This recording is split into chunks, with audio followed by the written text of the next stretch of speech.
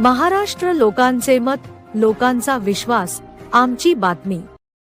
आणि चांगली आपली इन हाऊस गायनेकॉलॉजिस्ट जे आहेत ते ह्या महिलांना ट्रीटमेंट देत आहेत आणि महिला पण चांगल्या पद्धतीने या ठिकाणी प्रतिक्रिया व्यक्त करतात. इनफर्टिलिटीवर ट्रीटमेंट आहे का, IVF वर ट्रीटमेंट आहे का आपल्याकडे? का सुरू करत नाही ते सुद्धा इथंच भाग आहे.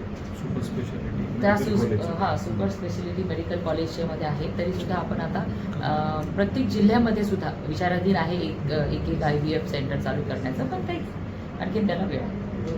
कधी पण होईल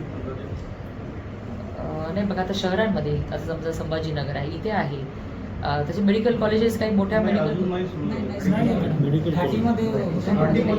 मंजूर आहे पण अजून सुरू झालेलं नाही. अजून 6 ठिकाणी सुरू म्हणजे अजून आपण करणार नाही, त्याचा फॉलोअप घेऊन लवकरच ते पण करायचं. मेडिकल कॉलेजेसमध्ये आपण ते करणार आहोत आणि मेडिकल एज्युकेशन हे माझ्या खात्याकडे येत नाही. ते आपण जिल्हा रुग्णालयात एका ठिकाणी म्हणजे करू शकतो का? नाही, मेडिकल कॉलेजेसमध्ये तिथे कसं सगळे सुपर स्पेशलिस्ट डॉक्टर्स वगैरे अवेलेबल असतात, त्या ठिकाणी करतात. रेफर करणार आपण तिथे. हो, आणि आता बघा जिल्ह्यात प्रत्येक जिल्ह्यामध्ये आज गव्हर्नमेंट मेडिकल कॉलेज झालेलंच आहे. त्यामुळे टप्प्याटप्प्याने ह्या सगळ्या जे गरजेचं आहे ते आपण चालू करण्यावर भर देतो. मॅडम आत्ताच गडाप्पा बद्दल बऱ्याच जणांनी कौतुक केलं आणि त्याच्यासोबतच त्यांच्यावर काय लोड आहे तेही सांगितलं तुमच्या लक्षात. आपल्याकडं जे महिला व बाल रुग्णालय सुरू होतं, आंबेडकर सरांनी 2 महिन्यापूर्वी पाहणी केली, त्यांनी 2 दिवस डेडलाईन दिली, तर ते अजूनपर्यंत नेमकं कधीपर्यंत सुरू होतं, काय पोझिशन काय आहे? मी आत्ता सध्या त्याची माहिती घेतलेली नाही आहे. लवकरात चालू करू आपण. त्यांनी बघितलं असणार आपल्या राज्यामध्ये उलट आरोग्य विभाग एकदम तत्परतेने काम करत आहे. आपल्या सगळ्या योजनेचा लाभ आपण रुग्णांना देत आहोत आणि आरोग्यासाठी ह्या राज्यामध्ये राहणाऱ्या कुठल्याही कुटुंबाला खर्च होऊ नये अशा पद्धतीची यंत्रणा आपण या ठिकाणी उभी करण्याचा प्रयत्न करतो.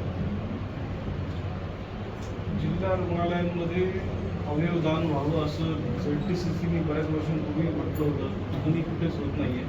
तर काही आहे का प्रयत्न?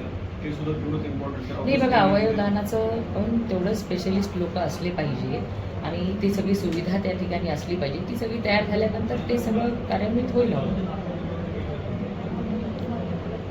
बरेचसे स्पेशलिस्ट पण नाही जिल्हा रुग्णालयात आणि नाही, त्याला बरंच नॉर्म्स आहेत, त्याचा मिसयूज पण नाही झाला पाहिजे. या सगळ्या गोष्टी बघणं गरजेचं आहे. आणि अवयवदानासंदर्भातच नाही, पण इतर आजारांसंदर्भात सारख्या सुविधा, आधुनिक सुविधा सुद्धा नाहीये, ते सुद्धा तेवढंच इम्पॉर्टंट आहे. ते आता होत आहे, कार्यान्वित होत आहे हळूहळू. आपण जसं आता बघा 170 तालुक्यांमध्ये आपण डायलिसिस सारखी सुविधा मोफत देतोय, तशाच पद्धतीने कॅथलॅबचं सुद्धा आपण शक्य नाही म्हणतात.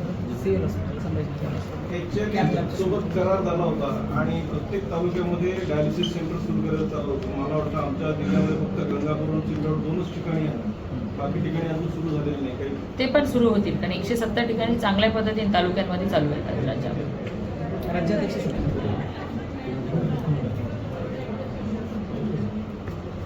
ओके, धन्यवाद.